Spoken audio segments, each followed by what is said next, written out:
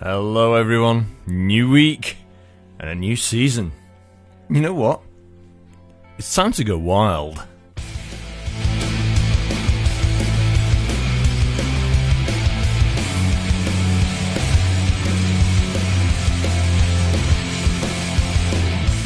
Welcome to a new Time to Go Wild Radio podcast. We are, of course, available on YouTube, Podbean, as well as Google Podcasts and Amazon Music Podcasts. If you want to contact us throughout the week, you can do. Facebook or Twitter.com/TTGW Radio. You can email ttgwradio@outlook.com, and you can text 07849767755. Well, season got underway in earnest this weekend. Let's do this. It's time to go wild.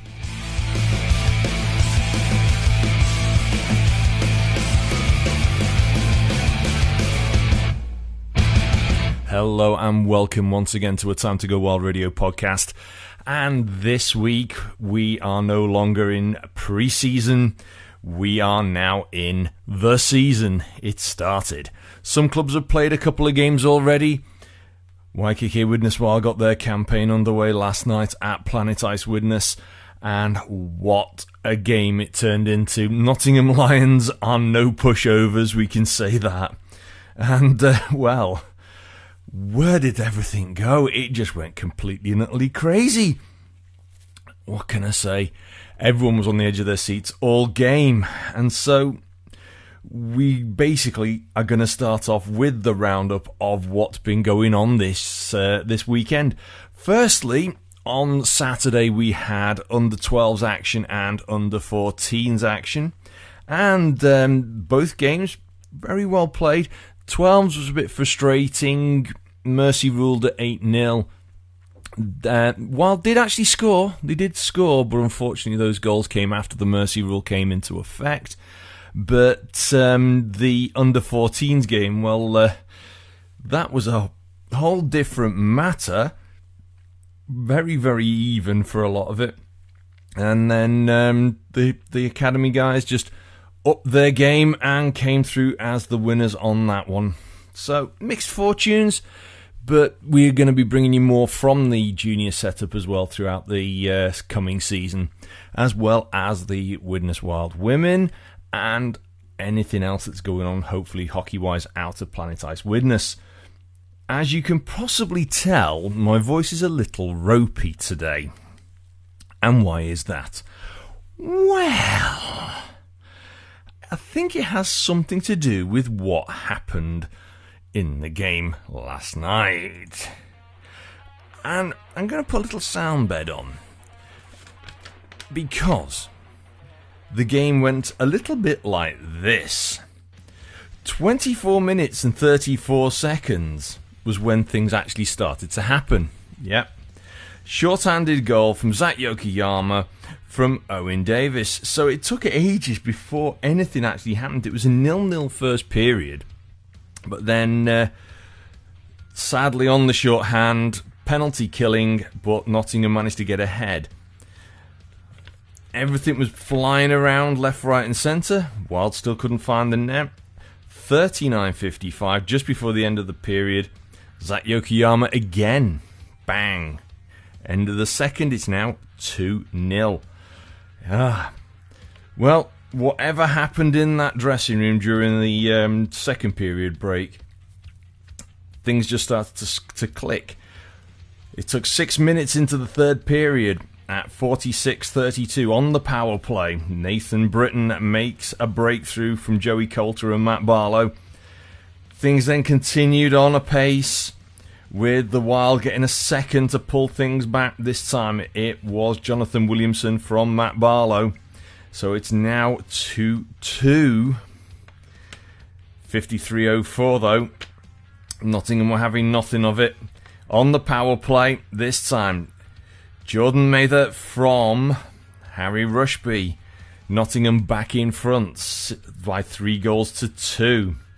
Everyone is on the edge of their seats. 55-59. Bang. Power play goal for your YKK Widnes Wild. Matt Barlow from Mikey Gilbert and Andrew Hopkins. And the last 5 minutes of regulation was end-to-end stuff. Not a lot in it. Lots of penalties, though, in that period. And an awful lot of penalties, actually, during the second period. And many of you may have heard me playing Move Closer, because we had an awful lot of players in the penalty box at one point towards the back end of the second period. Well, end of regulation came. It was all square at 3-3. The dreaded overtime starts. And I announced the final minute of overtime. There's still no breakthrough, but then 64 minutes, 17 seconds. Nottingham had took a penalty at 63-12. They had to work for it. 17 seconds into the final minute. And there it went. Carl Currath from Matt Barlow, the winner. And the roof came off Planet Ice Widnes with the noise. If you want a thriller to start the season, okay, have an overtime game or have a tight one. That's what we definitely got last night, and believe you me, that noise at the end and the way in which the teams played proved neither of them wanted to lose. As an exhibition of hockey, worth watching. But for the faint-hearted, it's not for the faint-hearted. After the match, I managed to catch up with head coach of our academy, Mikey Gilbert, and this is what he had to say about the events of the weekend. First game of the league season, and what a battle it was. End-to-end stuff with the Nottingham Lions, with the YKK Widnes Wild. And the man with me tonight has had a busy weekend anyway, because he had junior fixtures on the Saturday. I've got Mikey Gilbert. Mikey, we'll start with tonight's game. Tight, to say the least. Yeah, I think it was... We didn't really show up at the races to start with. We needed a bit of a kick up the bum to get going, and Nottingham surely gave us that. Credit to them for bringing it to us, and we had to step up our game to get a couple of goals ahead. So yeah, it's an end-to-end exciting game, and yeah, we just need to learn from each one and grow and get better each time. And it was a tough one from the off, 0-0 after the first. Second period, 1 goal, and then third period, it was like someone had lit the blue touch paper and it was sparks and explosions everywhere. Yeah, I think it was coming. Like I said, it was end to end from the start. Like there was loads of chances in both ends, and yeah, the goals were coming. And then yeah, it probably should have been a few more goals, probably each way. But goalies played really well. But yeah, it sort of exploded in the last 10 minutes, and that overtime as well. It was really exciting. In Luca Tassadri, first game at home for the Wild. He'd played the road leg in Telford last weekend, yeah, and really showed just how good a netminder he really is. Yeah, there's a reason he came in, and there was a reason we did that, like player development with Leeds, with both Luca and Harrison. Like they'll both get something out of it. They're both really good goalies. They're going to help us out massively. And yeah, he stood on his head. He did really well on loads of 1-0s, 2-on-1s, odd man rushes. He did really well. I mean, both goaltenders, Lucas Sheldon for Nottingham again, had an absolutely outstanding game, and it was not a lot between the two teams. Both wanted it right to the very end. Yeah, he's been on with Panthers, I think, hasn't he? So he's been getting a lot of hard shots, different situations. So he's obviously growing and learning from that. So it was difficult, but we got there in the end, and yeah, the result went the right way, I think. In overtime's always a tricky one, and that power play with the way it goes from 3-on-3 to 4-on-3 rather than going down a player, you go up one. It made the difference in the end. It must have done. Yeah, I think Joey obviously took the time out. We drew up tactics, and yeah, you get that advantage. You've got to capitalise on it, which we did with a snipe from Kyle. Absolutely cracking finish, and the crowd just went berserk. Yeah, erupted. Everyone loved it. It's always good, nice to be on the ice with that. Well, just a quick reflection on yesterday. First outing for the new under-12s for this year and the new under-14s. And, well, okay, under-12s, it's always a tough one with it being the fixed lines, as we know as Jonkers rules, with the slight modifications for this year. But, you know, the kids kept going. Yeah, I think 12s, we've got a lot of new players, new to the sport, that have moved up from Hockey Excellence. These are the first games. We've got under-10s playing up, 10s goalie. And they all took it under the wing. They played really well. They played their hearts out. They showed that they are deserving of playing. and are willing to always compete and improve themselves. And I think first game was always going to be difficult, but especially against Solihull, because they've got a cracking team there. They'll probably win the league. But yeah, they all dug deep and learned throughout the game. I think that third period we actually beat them 2-1. I know it was merciful, but we beat them 2-1. Yeah, the third. Well, it was 3-1 actually. No, 2. Was it 2? Third, yeah. Oh, was it 2? 1 in the second, 2 in the third.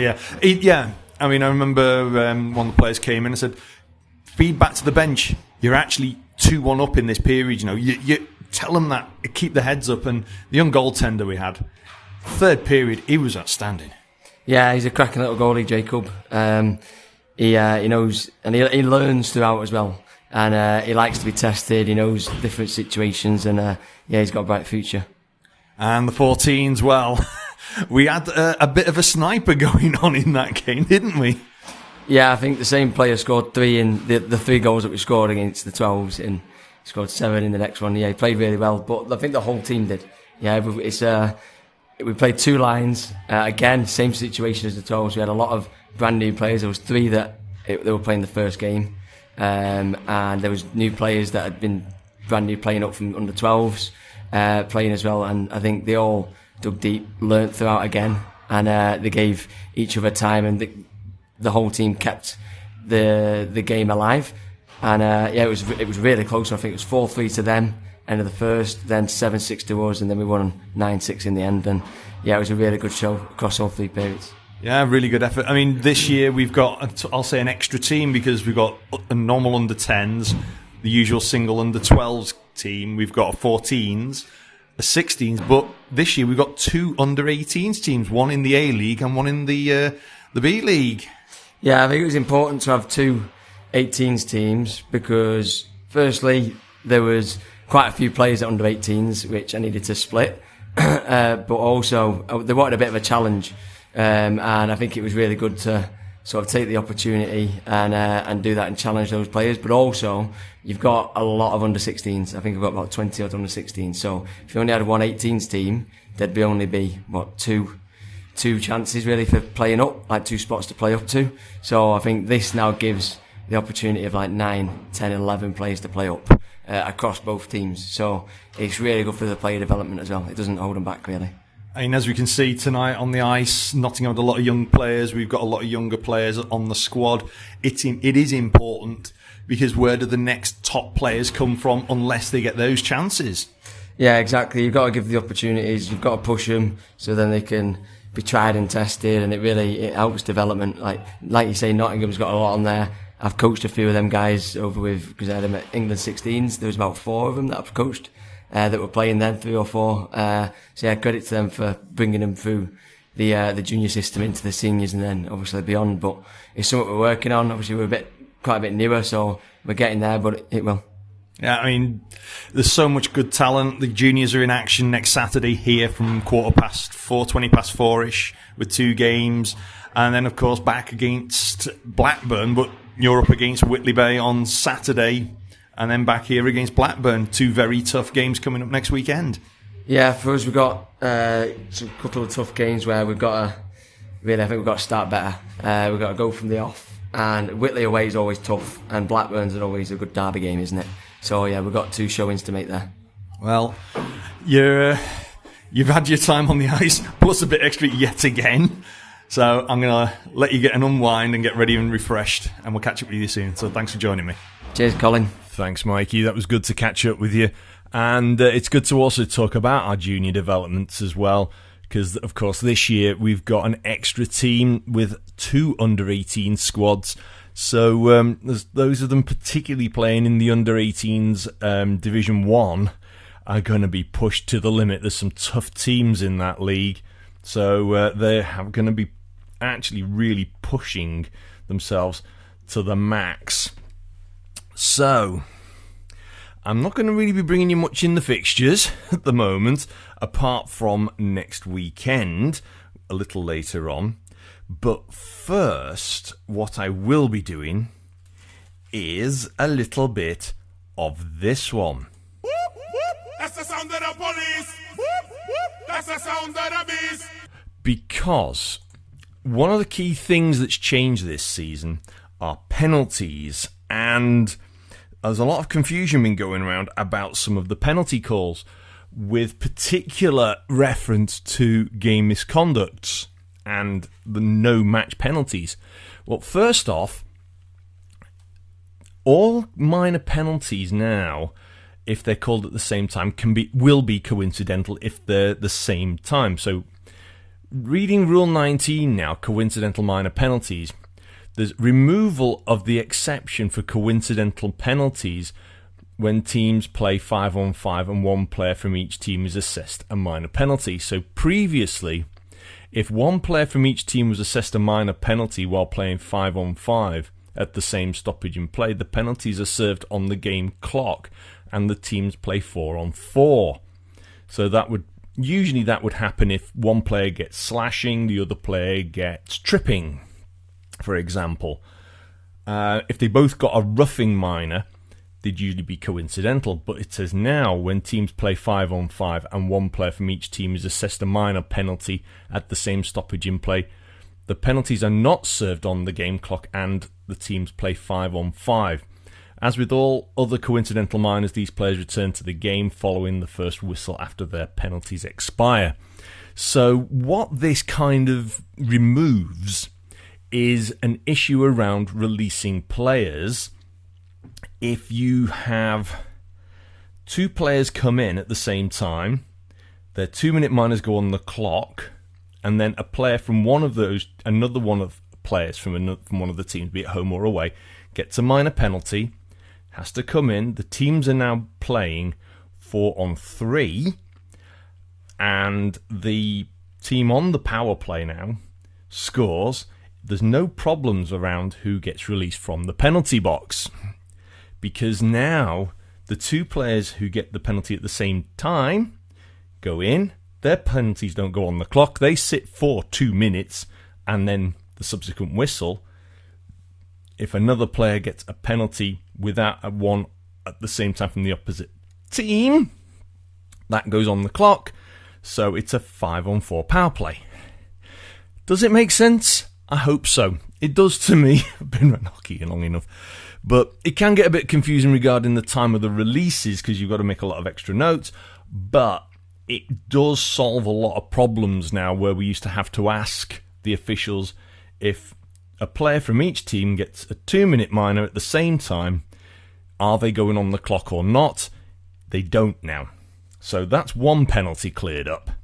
The other one now, which is a key penalty, is the removal of the match penalty. So Rule 21 is now removal of match penalty. The match penalty as a possible penalty throughout the whole of the rule book has now been removed. The match penalty has now been replaced in all cases by a major penalty and game misconduct for all infractions, where major penalty plus game misconduct penalty is not already possible to assess. So in other words, if any of the penalties in the rule book read, we will say, a 2-minute minor, a 5-minute major, or match is gone. Match would be a single 25-minute penalty. It now would read a 2-minute minor, a 5-minute major, 5-minute major plus game misconduct. So it's 5 plus 20. They're two penalties. It's still 25 minutes, but the reason is, as it's explained in subsection 21.1, major penalty and game misconduct penalty. A major penalty with an automatic game misconduct penalty shall be imposed on any player who commits an action that is not covered by the playing rules and, in the judgment of the referee, endangered any person involved in the game. What it subsequently does now is the confusion is around what happens. In the past, the usual thing was if a player got a 5-minute major and game misconduct, unless they're accrued penalty points, which is so many points if you get a 10-minute or you get a game or whatever, if you got a 5+ game, if your penalty points weren't high enough, you could play in the next game. However, all 5 game penalties now are going to be reviewed by the Department of Player Safety. So in general, it's probably going to be the case that if a player gets a game misconduct, the player will have to sit out the next game at least. This is because, and if you think of it logically, as my brain might do, if a player gets 5+ game on a Saturday, but then has a game on the Sunday, the DOPS team won't necessarily be able to review it in time for the Sunday. Now, you could say if a player gets 5+ game on a Sunday, well, they've got time in the week to review it, so they could play potentially on the following Saturday. But then that would be unfair to a player who got 5+ game on a Saturday and can't play on a Sunday. So there's some issues around this, and there's a lot of confusion, and it is explained on the EIHA website. So if you go to eiha.co.uk, click on news, and then scroll down, there is the article EIHA adopts key IIHF rule changes for 23/24 season. There's a couple of other rule changes in there, and it highlights the idiosyncrasies about how that they're going to be called and enforced.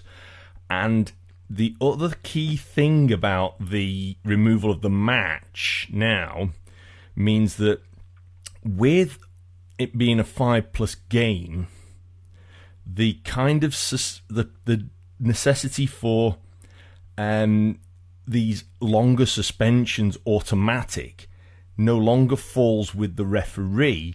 It falls with the Department of Player Safety, who can assess it and make an more informed decision about whether or not the penalty deserves longer than 1 game. So this is one of these new things we're all going to have to get used to. So yeah, there's no more match penalties. So the straight 25 doesn't exist. It's now the biggest penalty as a single call is 5+ game. And you probably can get 2 + 5+ game and things like that, but it's a 5+ game, and that now will be reviewed by the Department of Player Safety, etc., etc. So check out the full explanation on eiha.co.uk, and hopefully as the season goes on, we will all be getting used to it, and we will all be settling down and enjoying our hockey. Whoop, whoop. That's the sound of the police. Whoop, whoop. That's the sound of the beast. And that concludes my little bit on rule changes and the naughty boys. So, where does that leave us now? Well, funny you should think about that, because we'll play this one. Because we have a few little extra articles of news from eiha.co.uk now. And the first one is Puckstop and Bauer also are teaming up yet again with the EIHA Netminding Development Programme as it relaunches for the 23-24 season. I'll get my teeth in right. So there are going to be opportunities for young people to get involved in hockey and removing as many barriers to participation as possible. Details about how the program can be used and is involved with the EIHA, with Puckstop and Bauer. Look on the EIHA website for the news article about the Puckstop Bauer EIHA Netminder Development Program relaunching. Well, we have had some changes to the EIHA events team. You may have seen this a few weeks ago, but we'll mention it again. It says, due to the changes in responsibilities of Martin Peters, recently appointed as the director in charge of the Elite Player Pathway, They are looking at working with the EIHA's existing events team at bringing a consistent product off the ice for major events and having the same team work on junior events as well as NIHL. And as such, Steve Merry will become the NIHL Events General Manager, being responsible for organising the Senior National Finals events for National League, as well as NIHL 1 and 2 North and South. And this means that Danny Purchard will now become the JMC. It says JMC Events Manager. Not only will this include the Junior National Finals, which will be announced in due course, but Danny will be also looking at ways to continue the JMC Jamborees, which we had recently at Planet Ice Widnes, was one of those events, which have been very popular this summer and every summer around the rinks. So look out for more news from people involved in the events team, and congratulations to Steve and Danny on their changes of position within the events team. We have actually, I'll go for the other one. Ooh, here we go. An addition to the EIHA Elite Player Pathway team, and they are pleased to announce that Ali Emery is joining the team as the new announces the new lead for the athletic development team in charge of the pathway. So congratulations to Ali on her appointment, and hopefully things are going to go from strength to strength there. And finally, as they often say in the news, the coaching setup has been announced for the EIHA ENTP system. So, excuse me. So the coaching setup for this will be, I'm just reading straight from the website. All details are on the EIHA website. For the PO12s, head coach is Seth Bennett, with manager Kerry Kolzik, and supported by Gary Wood, Bernie Bradford, and Paul Glossop. England under 12s, head coach is Rob Lamy, with manager Rachel Gay, supported by Alan Haig and Tom Annetts. The under 14s is Yanni Karanainen as the head coach, with Eve Joyce as manager, supported by Clint Herring and Scott Spearing. A number of names I remember from the past there so far. We have for the England under 15, the England 15s, head coach John Kinniston, with manager Sarah Ball, supported by Mikey Gilbert and Lewis Clifford. We have the England 16s with the head coach Lucas Smittle, with manager Craig Milnes, supported by Darren Elliott and Paul Willis. And England 18s head coach is Paul Glossop, manager Neil Sporforth, supported by Matt Bradbury and Mike Fletcher. And we have the girls, led by head coach Reg Wilcox, and the England 13s head coach is Josie Lamy, with manager Abby Russian, or is it Russon? Sorry, Abby, if I pronounced it wrong. I'm terrible with names. And supported by Kerry Dunn and Jess Holgate. The England 15s girls, head coach Nikki Blower, with manager Abby Russian, and supported by Jenny Hare. And then we've got the net minding for the ENTP, with head coach Davey Lawrence, with manager Scott Lambie and Rob Groot, supported by the ENTP goalie steering group and the supporting managers of Sarah Flint and Gemma Barnes. And there's going to be all the events are going to be out there in different ways, so just keep your eyes peeled on the EIHA websites and all the social media outlets for all of that information. So plenty going on behind the scenes, especially with the player development programs, as we can see. So much going on. So where does that leave us?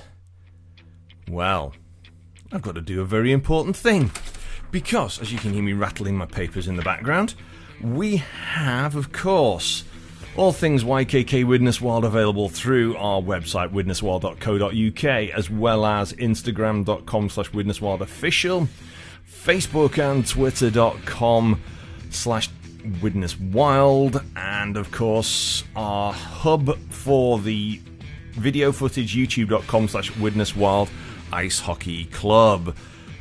Of course, we have to thank all of our sponsors. Title sponsor YKK, our penalty box sponsored by Wix, our timekeepers bench sponsored by Sigma Tex.